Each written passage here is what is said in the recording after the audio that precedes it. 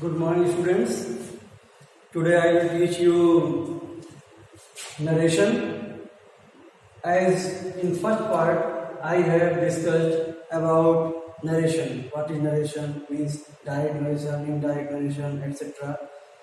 Today I will teach next part of this topic. Okay? So this is video a mixture of Hindi medium and English medium. So I will teach you in Hindi and English both. Okay? तो चलिए देखते हैं कैसे हम लोग जो है direct narration से इनडायरेक्ट नरेशन में कन्वर्ट करते हैं। कोई सेंटेंस अगर दिया है डायरेक्ट नरेशन में तो कैसे हम उसको इजीली इनडायरेक्ट नरेशन में चेंज कर लेंगे। पहली वीडियो हम लोग डिस्कस कर चुके हैं कुछ रूल्स इसके। अब चलिए आगे हम लोग सेंटेंस में कैसे अलग अलग टाइप से बनाएंगे। जैसे फर्स्ट वीडियो हमने असर्टिव सेंटेंस को चेंज करना बताया है, उसी तरीके से अब हम आपको आज बताएंगे इंट्रोगेटिव सेंटेंस को कैसे जो है चेंज करेंगे। यानी इंट्रोगेटिव हमारा डायरेक्ट नरेशन में दिया रहेगा, उसको हम कैसे चेंज करके इनडायरेक्ट नरेशन बनाएंगे। ठीक है, देखिए जैसे पहले क्वेश्चन लिखा है कि said to me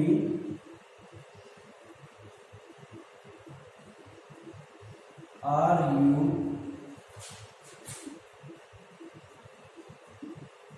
teaching me English? He said to me, are you teaching me English? देखिए इसे कैसे हम डिस्कस करते हैं, कैसे चेंज करते हैं, इसको हम डिस्कस कर चुके हैं इसी बारे में। सबसे पहले ये देखिए हमारा क्या है, ये हमारा है रिपोर्टिंग वर्ब। कुछ बुक्स में रिपोर्टिंग वर्ब कहते हैं, कुछ में रिपोर्टिंग स्पीच कहते हैं। इस पूरे पोर्शन का नाम रिपोर्टिंग स्पीच है। हम डिस्कस कर चुके हैं पहले वीडियो में, फिर आज बताते हैं, रिमाइंड करा दे रहे हैं। This is called reporting speech और in some book it is called reporting verb. Okay, means reporting verb is this. Reporting verb हमारा क्या है, सेड। क्यों? क्योंकि अगर हम कहते हैं पूरी रिपोर्टिंग स्पीच है यानी रिपोर्टिंग सेंटेंस है तो सब्जेक्ट है इसका रिपोर्टिंग सब्जेक्ट होगा, इसे बता चुके हैं रिपोर्टिंग सब्जेक्ट। तो ये रिपोर्टिंग वर्ब और मी जो है हमारा क्या हो जाएगा, रिपोर्टिंग ऑब्जेक्ट। ठीक है, या कॉम्प्लीमेंट भी कह सकते हैं, अगर कॉम्प्लीमेंट रहेगा तो यहाँ ऑब्जेक्ट है, रिपोर्टिंग ऑब्जेक्ट है। तो ये दिया जाएगा। उसी प्रकार से इनवर्टेड कॉमा के अंदर जो पोर्शन होता है, जो बात कही हुई होती है, उसको कहते हैं रिपोर्टेड स्पीच। क्या कहेंगे इसको हम, रिपोर्टेड स्पीच। ये हमारी रिपोर्टेड स्पीच है। ठीक है, इसके सब्जेक्ट को रिपोर्टेड सब्जेक्ट कहेंगे। तो ये सब्जेक्ट है, ये इसका है, ये रिपोर्टेड सब्जेक्ट है। आर क्या है, रिपोर्टेड। आर जो होता है हमारा वो रिपोर्टेड वर्ब है। वर्ब मतलब हेल्पिंग वर्ब जैसे है, वर्ब भी कहेंगे, और हेल्पिंग वर्ब हेल्पिंग वर्ब हो गया, मेन वर्ब है मेन वर्ब। जैसे टीचिंग हमारा क्या है, रिपोर्टेड मेन वर्ब है। ये क्या है, मेन वर्ब है।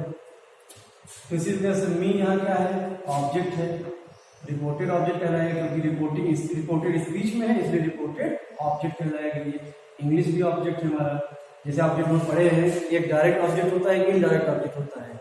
तो मी जैसे हमारा ये और इंग्लिश दोनों ऑब्जेक्ट है, तो एक डायरेक्ट ऑब्जेक्ट है, ये इनडायरेक्ट ऑब्जेक्ट है। इसको इनडायरेक्ट ऑब्जेक्ट कहते हैं, ये डायरेक्ट ऑब्जेक्ट है। यानी जो लिविंग थिंग्स होती है मोस्ट केसेस में देखा जाता है, कुछ अपवाद छोड़ के कुछ केसेस में देखा जाता है कि जो लिविंग थिंग्स होती है, मतलब लिविंग पर्सन जैसे हमारे हैं, मी, यू, ये सब चीजें जैसे आती हैं, ये सब जो है इनडायरेक्ट ऑब्जेक्ट कहलाते हैं। अगर साथ में दोनों दिए हैं, एक इनडायरेक्ट होता है, नॉन लिविंग थिंग जो होती हैं वो डायरेक्ट ऑब्जेक्ट में आती है, यानी ये डायरेक्ट ऑब्जेक्ट हो जाएगा। तो कुल मिलाकर हम ये देखते हैं कि ये रिपोर्टेड स्पीच है पूरा पार्ट और ये रिपोर्टिंग स्पीच है। ठीक है, अब कैसे हम लोग इसको कन्वर्ट करते हैं, चलिए देखते हैं।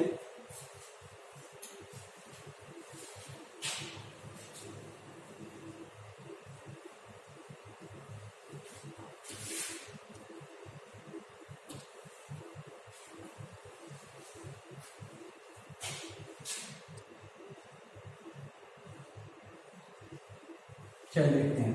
सबसे पहले हमने बताया था कि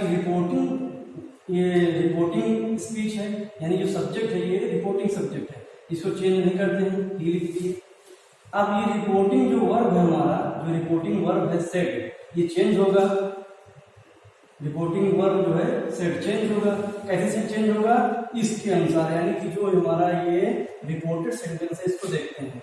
अगर ये हमारा असर्टिव में होता है तो यहाँ टेल या टोल्ड लगा देते हैं, क्योंकि जो है असर्टिव तो है नहीं, ये हमारा इंट्रोगेटिव है, तो इसलिए यहाँ आस्क या आस्क्ड लगा देते हैं।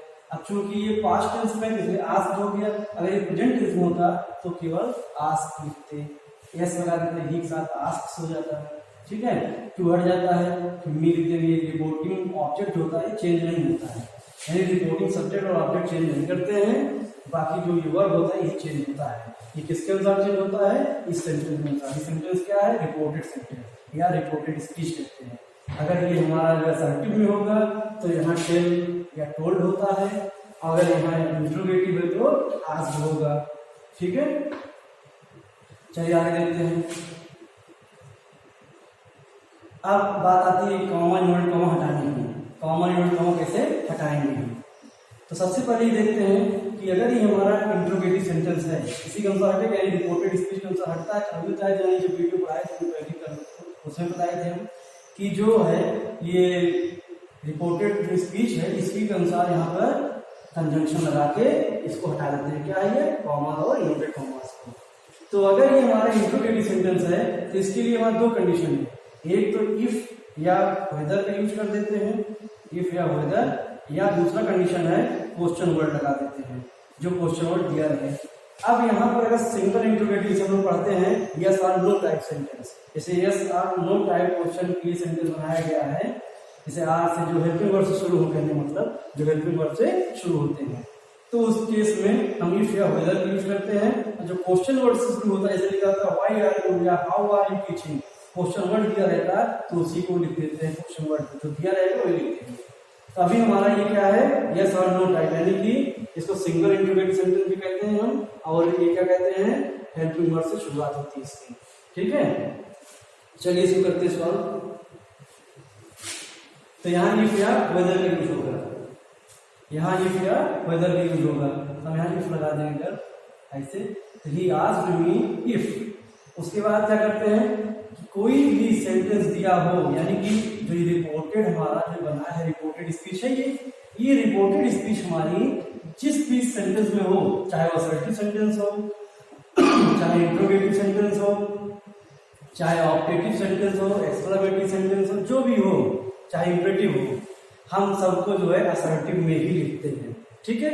इसको हमको असर्टिव में ही लिखना होता है। तो असर्टिव रूल क्या है? सबसे पहले सब्जेक्ट आता है, तब वर्ब आती है, ठीक है, तब ऑब्जेक्ट आता है। उसका जो स्ट्रक्चर है subject plus verb plus object, ठीक है, सिंपल वे में। तो हम सब्जेक्ट पहले आएंगे, यू है हमारा। अब यू देखिए यहाँ आएगा, तो कल हमने समझाया था वीडियो में 1 2 3 अपॉन एस ओ एन के अनुसार, यानी कि अगर फर्स्ट पर्सन हमारा यहाँ पर प्रोनाउन है, एक चीज और समझ लीजिए कि सब्जेक्ट अगर हमारा प्रोनाउन होता है, यहाँ अगर प्रोनाउन यूज है तभी चेंज होगा। अगर यहाँ नाउन होता तो चेंज ना करते। नाउन मतलब यू की जगह किसी भी नाम देते, राम, श्याम, मोहन, बॉय, कुछ भी लिख देते तो चेंज नहीं होगा, ठीक है। तो अगर प्रोनाउन दिया गया है, वो भी कौन सा प्रोनाउन? केवल फर्स्ट पर्सन और सेकंड पर्सन का प्रोनाउन दिया रहता। अगर थर्ड पर्सन प्रोनाउन दिया है तो नो चेंज। अगर यही भी ही होता, शी होता, इट होता, दे होता तो चेंज ना होता, उसको ऐसे लिख देते, ठीक है। तो प्रोनाउन होने कंडीशन क्या है कि फर्स्ट पर्सन या सेकंड पर्सन प्रोनाउन अगर कहीं भी आए रिपोर्टेड स्पीच में, रिपोर्टेड स्पीच में यहाँ पर कहीं पर भी अगर प्रोनाउन आता है, और कौन सा प्रोनाउन? फर्स्ट पर्सन और सेकंड पर्सन, तभी चेंज होगा इनडायरेक्ट बनाते समय, नहीं तो नहीं चेंज होगा, चाहे वो थर्ड पर्सन प्रोनाउन हो या कोई नाउन दिया हो, ठीक है, कोई चेंजिंग नहीं करते हैं। तो यहाँ देखिए प्रोनाउन दिया है वो भी सेकंड पर्सन में, तो निश्चित चेंज होगा। सेकंड पर्सन किसके अनुसार चेंज होता है? ऑब्जेक्ट के अनुसार। ऑब्जेक्ट कहाँ देखेंगे? हमने कहा था रिपोर्टिंग स्पीच में चेक करते हैं ऑब्जेक्ट। तो रिपोर्टिंग स्पीच में ऑब्जेक्ट कहाँ है? मी, यानी मी आएगा यहाँ पर। तो मी कैसे आएगा? हमने फिर बताया था आपको कि जब पर्सन चेक हो जाता है हमारा, फिर हम चेक करते हैं क्या? केस या फॉर्म, कि किस केस में या किस फॉर्म में हमारा ये सब्जेक्ट है यहाँ पर, ठीक है। तो किस केस में है? यू, सब्जेक्ट काम कर रहा है, जो कि आर यू लिखा है, यानी यू के अनुसार आर लगी है, तो यू सब्जेक्ट काम कर रहा है हमारा, इसलिए me is also presented here as subject, यानी कि मी को भी यहाँ प्रेजेंट करना है सब्जेक्ट के रूप में, ठीक है, यानी मी भी यहाँ सब्जेक्ट काम करेगा। तो इसके लिए क्या करेंगे हम, मी का सब्जेक्टिव केस देखेंगे। मी का सब्जेक्टिव केस क्या होता है, आई। मी का सब्जेक्टिव केस होता है आई, इसलिए हम यहाँ क्या लिख देंगे, आई। ठीक है, मी का सब्जेक्टिव केस आई, इसलिए आई लिख देंगे। अब उसके बाद क्या है, आर लिखा है, तो आर मतलब क्या होता है, यानी प्रेजेंट कंटीन्यूअस की हेल्पिंग वर्ब है। प्रेजेंट कंटीन्यूअस की हेल्पिंग वर्ब है, इसलिए हम क्या कर देंगे, यहाँ पर आई के बाद हमने बताया था टेंस चेंज करना, कि प्रेजेंट कंटीन्यूअस चेंज है तो हो जाएगा पास्ट कंटीन्यूअस में। जैसे बताया था प्रेजेंट के सारे जो है उसी के पास्ट में जाते हैं। Present indifferent changes into past indifferent, present continuous changes into past continuous, present perfect changes into past perfect and present perfect continuous changes into past perfect continuous. ठीक, तो यहाँ पर प्रेजेंट कंटीन्यूअस दिया गया है, इसलिए इसको चेंज करेंगे हम पास्ट कंटीन्यूअस में। आई के साथ क्या लगता है, वॉच लग गया। ठीक है, अब उसके बाद क्या कर देंगे, टीचिंग। फिर यहाँ कर देंगे टीचिंग लिख दिए, आई वॉज टीचिंग। फिर क्या है, मी लिखा है, आई वॉज टीचिंग के बाद मी लिखा है, मी भी हमारा फिर प्रोनाउन आ गया, मी फिर प्रोनाउन आ गया, आई भी फर्स्ट पर्सन का है, तो यानी ये भी चेंज होगा।